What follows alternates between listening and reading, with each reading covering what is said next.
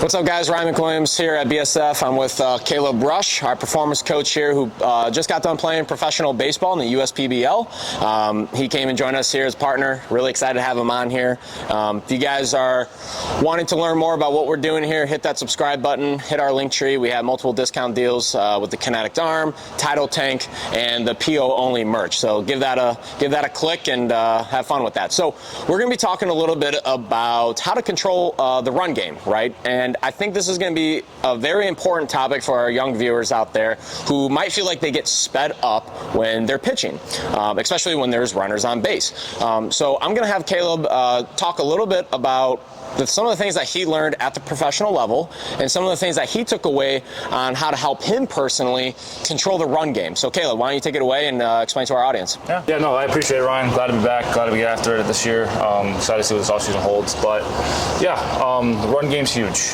It literally determines whether you win or lose ball games. Yeah. So with that being said, like in me and like my pro ball experience, it kind of started with Max Scherzer, to be honest with you. Like I don't remember what year it was, but he came out and said like he picks a number in his head, 1 through 7, I believe he does, just kind of to work on timing. And all he means by that is 7 seconds. So 1 second to 7 seconds. You kind of just, as soon as you throw that first pitch or second pitch or whatever, before you even get that ball back, you literally pick a number between 1 through 5. Let's keep it easy, go 1 through 5. And what he means by that is you pick, that's how long you're gonna hold the ball for, right? So it's like, it could be 1 second, 7 seconds, whatever. So he picks a number, let's say it's 3. And when he gets to 3, he picks it up, and like he comes, like, you know, get through signs or whatever, looks in the catcher. When he comes set, it's 1, 1,000, 2, 1,000, 3, then he goes.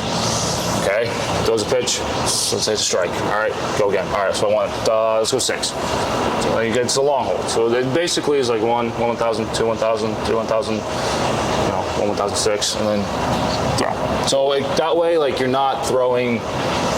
The runner is not picking up the timing. Exactly. Yeah. You're keeping the hitter, both the hitter and the base runner, off balance as often as you can, because hitters and runners like to use this timing mechanism called UCLA. It's the it's the oldest like timing thing in the book. I mean, I remember using this in like on 12 years. So like basically that's just kind of helping the base runners pick up on how long they can, like how long it takes before you throw each pitch. So it kind of helps you on your side of things and keeping the run game down, keep timing everything on. Gives your catcher more time too on top of it. So like that's our job as pitchers, is like obviously let no one on base, but our job is also to help our catchers throw the guys out at second base for us. Right. Like yes, it kind of can get a little confusing because the game does get sped up. Everything, the older you get, the faster guys are, the harder guys hit balls. Like velo's up, to 95 now, so it's like there's kind of a way to slow the game down and kind of hold runners and keep the. Yeah, I mean, I would even say too, like for the younger viewers out there, like you would probably notice that you mostly get sped up when guys are on second. So that's why, like, for the count game that he's saying is that you're really internally playing like a little game with yourself. Like you're saying 1, 1,000, 2, 1,000, whatever number you decide. As you're counting, you're moving your head. So one of the things why guys get sped up is because when they get their sign, they come set, right? But now when they're really, really focused on that runner, they kind of lose sight and they lose the objectiveness behind what pitch they need to throw, right? With the movement on that pitch, like how do they need to get this hitter out? But they're mostly so worried about this guy on second. The hitter or the runner on base, he's going to be just really looking to see, are you going to even look back? So that's the reason why you're counting in your head, is because when I come set, when I'm counting in my head, 1, 1,000, 2, 1,000, 3, 1,000, like I'm internally counting, so I'm not internally worried about that runner. He's more worried about me because I'm holding and looking at him, so he can't go anywhere until I pick up to go to home plate. So that's like something like from like more like the mental side that could really just help slow everything down and just keep it simple, which I wish I would have learned that earlier in my career, because that's, as a lefty, that's where I felt mostly sped up, guy on second. Obviously, as lefties, we have everything in our advantage with the guy on first, but with the guy guy on second, it gets a little bit more sped up. You're here, and then you slide step, and then you lost your focus and your intent towards home plate. But if you kind of keep that rhythm of counting, 1,000, 1,000, boom, go. All right, get the ball back. All right, let's go 4,000 or 4 seconds. So get the sign, good. Come set, 1,000, 1,000, 1,000, 4, go. And it just simplifies it for you. So I think this was probably one of the best advice that Caleb actually told me in the last couple of years of my career, and I believe that it really helped me for that. So those are some of the tips that Caleb had for us. What are some other things, as a righty, with guys on first? Because as us lefties, we have more of the advantage. But what would you say with the guy on first compared to the guy on second? Yeah, obviously the counting is going to be the biggest thing, especially with the guy at first base. But all hitters are looking for is you to see if they're looking at them. So I would have some fun with it occasionally and not even pay attention to them. Now, is that a little risky? Yes. But if you don't when they're looking for you to look at them, but you don't even acknowledge them, then the subconscious is oh, well, he doesn't even care. So then you hit him, like you say, you get him a 1 second count or whatever. Don't even look and don't even think he's over there. Forget about him. And then you go. And then he's like, well, crap, I should have gone. Right. So, and then you hit him with a long count or a medium long count or however it is, and then he's like, well, now what? Right now. So you just kind of keep him off balance or whatever. So yep. That's what I kind of did, especially at second base. Most of the time when you're at second base, hitters like to, again, watch your head count. Watch how much times you move, all that stuff. So if they were at second base, there would be one or two pitches an inning if I came in for somebody or I gave up a double or whatever, where I wouldn't even look at them. Just because and that would be your 1 second count, right? Exactly. Yeah. It would be kind of my quick pitch, so to speak, is just I wouldn't even check them because they're sitting there they're on the balls of their feet ready or whatever, but they're just waiting to see if you're going to look, and then that's when they hit you with the little jump and jump backwards and all that stuff, trying to get you to move. But if you don't even like I said, sometimes I wouldn't even register they're there.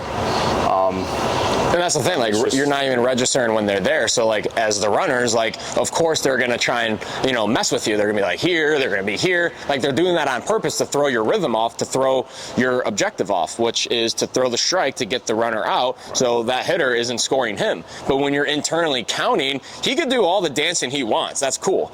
Right now, yes, there are some teams that will have the catcher will drop the glove and that's where you do your turn. Okay, you can still play that count game when you know that, hey, the catcher just called for a back pick to second. But however, even if there is no back pick to second and we need to get that strike over the plate, when he's dancing around, you're more worried about your own count, not worried about him. So I think that's probably one of the best pieces of advice, like I said earlier, that Caleb brought here to the table, who's helping hundreds of our athletes with when they're scheduling for our one-on-one bullpens. That's why here at BSF we have different bullpen levels. So we have bullpen level 1, which is more short box, early weak pen, touch and feel. Bullpen level 2, hey, solid 20 to 25 pitches, fastball, mix the off speed in, feel good. Bullpen level 3, hey, our normal bullpen, however many pitches we need, and then we're going to put one of those red dummies in there. We'll go a batter or two situation. Maybe we do a runner on base. We're mixing our head looks, and then we have a bullpen level 4 because we're in the Bo Jackson's Elite Sports Dome. So we have the benefit to have access to our infields where we can do live ABs. We can put our music on for the guys' walk up to get his heart rate up, to get it jacked up, because a lot of athletes have a hard time transferring indoor training to outdoor training, right? They get complacent. So that's why we like to implement bullpen levels. And usually the bullpens level 3 and 4 are really going to start coming into play, a couple months out before the season. Yeah. So, and that's during the bullpen levels 3 and 4, in my opinion, are probably the best times to work on, the counting game, right? But you can do that in your bullpen level 2. But for the viewers out there, that's something that you got to take seriously, is hey, I'm not just getting up on this mound just to throw, feel good. I want to have an objective. Am I working on my changeup today? Am I working on holding the runners, on at second and then executing the strike and the pitch? There's a lot more that has to go into this, and I think it just comes down to your guys' awareness. So I hope you guys take away, a little bit from this video about some ways that we, hopefully that we've helped you with to help control that run game. So, okay, what are some other, tips or advice before we end this video here? Yeah, ideally, pitchers, you want your time to home to be less than 1.8 seconds. That gives your catcher more than enough time to throw him out of second base. If he does get caught, if you do get stolen on, that's all I really got. I actually like just keep. It's gonna happen. Yeah, it's gonna happen. Like it's the nature of the beast. But yeah, keep count. It's the game within the game, right? So you always have to figure out what the actual game is, because obviously the game's baseball, but there's more games to it than just that. Yep. So do your counting. Typically I go 1 to 5. It's easiest. It's easy to remember at least, and try and be quick to the plate as quickly as you can. Give your catcher enough time to throw the guy out for you. So. Yep, and have confidence. So thanks for watching, guys. If you guys want to learn more, come join us here at BSF Pitcher Performance and all 3 of our Bo Jackson's Elite Sports Zone. We're located in Lockport, Bensenville, and Columbus, Ohio. Like I said earlier, subscribe to our channel. Click that Linktree. All right, we got multiple discount deals for you guys. And if you guys want to come join us, we also have the in-person and remote training.